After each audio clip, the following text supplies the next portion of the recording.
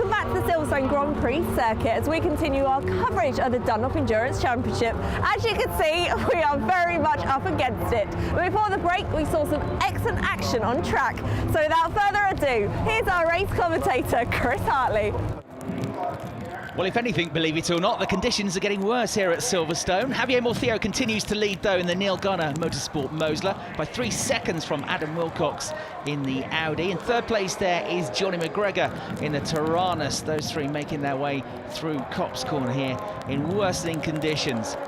They were all promoted when, at the end of lap number 2, the ABG Motorsport McLaren of Glyn and Jim Geddy retired from the race.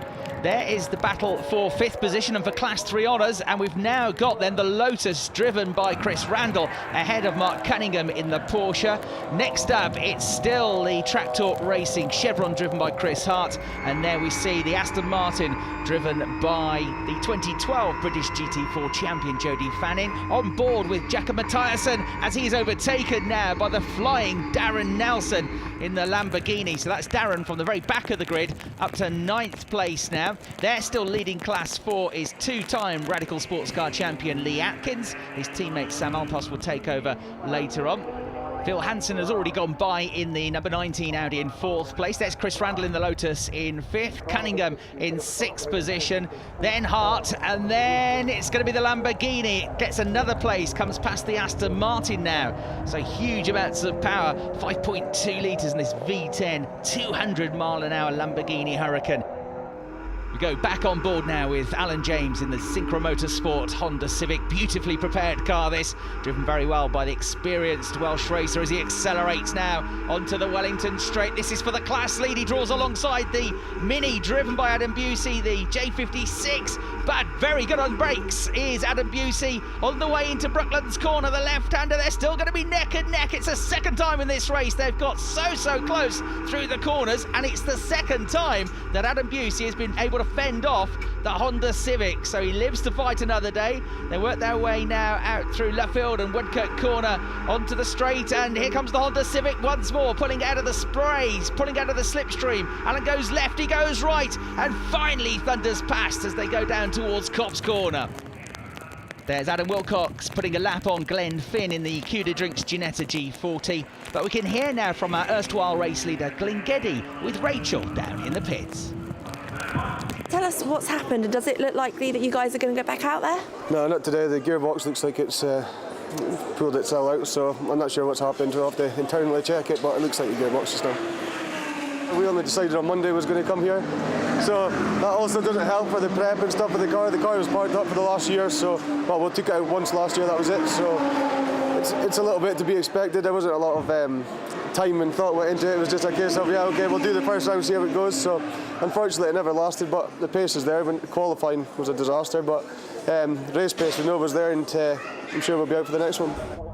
Well, a real shame for Glyn Geddy, who was lightning quick here at Silverstone in the Britcar 24 Hours last year in these sorts of conditions until his Porsche broke its gearbox. Speaking of Porsches, there's Dave Bennett, who's just whipped around the outside of the number 71 Neil Garnham-driven WDC Racing Ferrari. That's for 16th place, but he's come from almost the back of the grid. And that's another potential race-winning car that dropped out of the race early on. It was driven, the FF Course Ferrari, by Johnny Molam. It had a collision with this car, which is going back out now, the number 7 Renault RS01, driven by Andrew McKenna. So they've lost about 6 laps, but they are back out, and into the pits comes the car which was running in 3rd place, Johnny McGregor, for an unscheduled pit stops. What a shame for Johnny and the team. It was going oh so well for them on the debut of that new car. So it puts up to 3rd place then, from 11th on the grid. This man, the 16-year-old Phil Hansen, the British karting champion, now in his first full season of GT racing. We've still got this huge scrap going on in the midfield. It looks like the number 88 Ginetta of Ruben Anakazian has now got past the Ferrari as well. And the next one to queue up is that man, number 13 there, Del Shelton in the Jeff Steele Racing BMW M3 E36. Continuing to lead his class, Class 3, the Lotus there of Chris Randall. There is Mark Cunningham, and they're now coming after him. is the Lamborghini Huracan, driven by Darren Nelson, the Carnell Nilsson racing driver, whose teammates with Nigel Greensaw, 6th in this championship a couple of years ago. Down the inside on the way into Val Corner, and through he will go in this car, which can do 0 to 60 in 2.5 seconds. There's another very quick car driven by Darrell Wilson, the number 34 Porsche shop Porsche, which leads Class 2 now. Darrell very successful in the Britcar Trophy last year. And here comes Del Shelton in the BMW, and he's going to swipe past that 14-year-old Ferrari 360 driven by Neil Garnham. Back out then after his delayed pit stop goes Johnny McGregor to rejoin, but he's going to be a lap down. And having gone back out now, Andrew McKenna, the ice racing driver in this Renault RS5, the Nissan-powered car, absolutely flying along. One of the quickest drivers out there, despite the slightly damaged-looking front end. So here is the Porsche of Dave Bennett, number 69, which is made up of about 12 places in this race now. He's got past Darrell Wilson, look, he was going several seconds a lap quicker. And there is number 88, Ruben Anakazian, who had success in the Dubai 24 Hours at the start of this season. Still running very well indeed in third place is the Topworth Motorsport Audi, driven by Phil Hansen. Nigel Moore will get in that car for the second stint of the race. It currently runs in third place, but it is being caught by guess who? Yeah, that's right, this man, Darren Nelson. He has come from the very back of the grid and really has got that car working beautifully now on its debut in Britcar. So he's closing the gap all the time to third place, and much quicker at this stage of the race.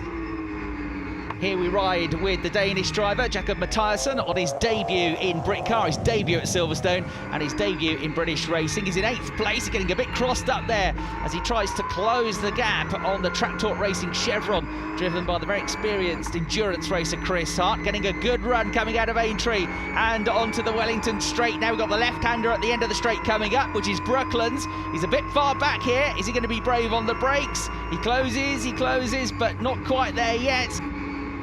Although keeping the door open is Chris Hart here, and he has to think about it, the Danish driver, on the way into Brooklands corner. So he's right now with the car ahead, which gets a bit slippy-slidey on the way into the next turn. It's a bit bumpy through this corner as well. Another door opens up. Jakob Mathiasen gets halfway alongside the Chevron now, but he can't quite make it through as they come back out onto the National Straight. And oh dear, into the pits comes the Ferrari, the number 71 Neil Garnham WDC racing car, which is having a good battle in the midfield. So that's released these two now, Dave Bennett in the Porsche and Ruben Anakazian, who's done very well here from dead last on the grid after spinning out of qualifying. And look who's behind them, Johnny McGregor, who's gone back out. Look, he's trying to make his way back up through the order in the Tyrannus.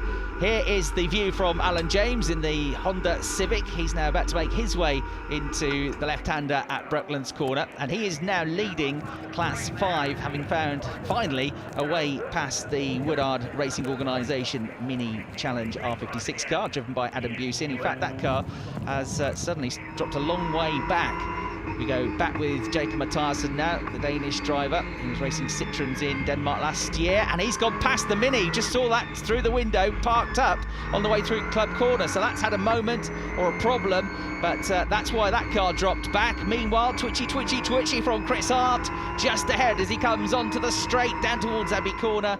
And there is your race lead, Javier Morcillo. How far clear is he now? It's just over 5 seconds to Adam Wilcox, the former Lotus champion. A man who's been racing in recent years in the Japanese GT Championship. There he is in the number 12 Had Motorsport Audi, still looking strong in second place. We go back with Jakob Mathiasen now, who again fighting the wheel here of the Ginetta, getting more and more confidence though in this race. He certainly seems to be the quicker of the two in this battle for 8th position. It's also the battle for 4th in Class 3. The category still led by Chris Randall, with the Porsche of Mark Cunningham in second, and look at that, whizzing past in the Ginetta goes Mathiasen. Lovely move that to finally gain the place. Back out goes the WDC Ferrari to rejoin after its pit stop. There's Peter Cunningham getting ready to take over the SG Porsche from his son Mark, who's still second in class. And now Darren Nelson has caught up with Phil Hansen. You can just see him through the windshield there. They're on the way down into Val Corner. The Lamborghini's got the inside line. He's been a couple of seconds a lap quicker for the last 2 or 3 laps. And has he got a clear road ahead still? Apart from those back markers, yes he has. There's the Audi, and yes, it is behind the Lamborghini. So a change then for 3rd place. It's time for us to take a short break now, but we'll be back in a few minutes' time for the climax to the race.